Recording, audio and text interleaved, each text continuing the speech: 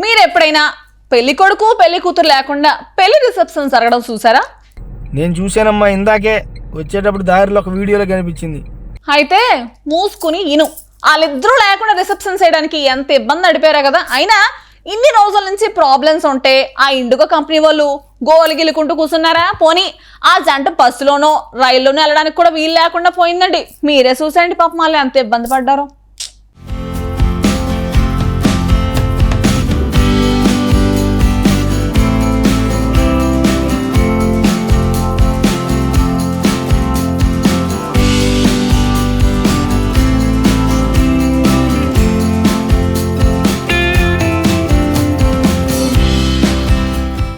పెద్ద సమస్య వచ్చి పడింది.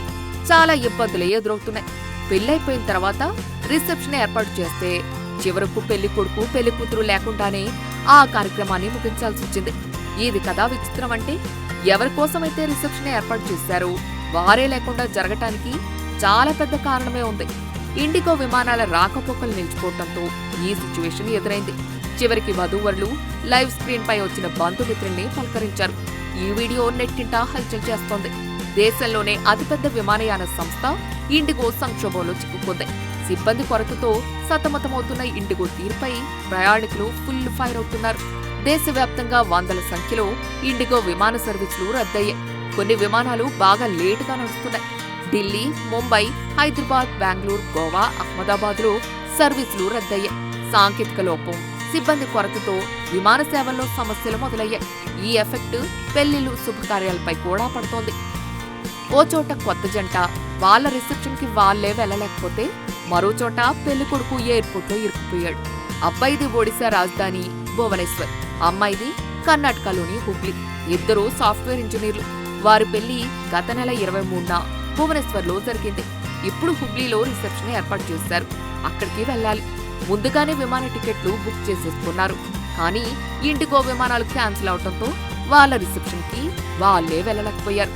అంతే, ఇంకేం చేసేది లేక అబ్బాయి తల్లిదండ్రులే స్టేజ్ పై ఉండి కొత్త జంటను ఆన్లైన్లో రమ్మని చెప్పి వాళ్ళ కోసం ఓ స్క్రీన్ ని ఏర్పాటు చేశారు.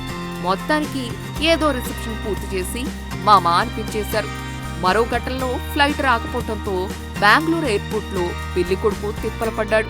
బెంగళూరు నుంచి హైదరాబాద్ కు రావాల్సిన యువకుడు చెక్ ఇన్ అయిపోయినా గంటల తరబడి ఎయిర్పోర్ట్ లోనే వెయిట్ చేయాల్సి వచ్చింది. తన బ్యాగేజ్ వెనక్కి ఇవ్వాల్సిందిగా బ్రతిమలాడినా స్టాఫ్ రెస్పాండ్ అవ్వలేదు. పెళ్లి బట్టలన్నీ అందులోనే ఉండిపోవడంతో కనీసం కారులో వచ్చేద్దామనుకున్నా కుదరలేదు. ఈ ఘటనలపై నెటిజన్లు రకరకాలుగా రియాక్ట్ అయ్యారు.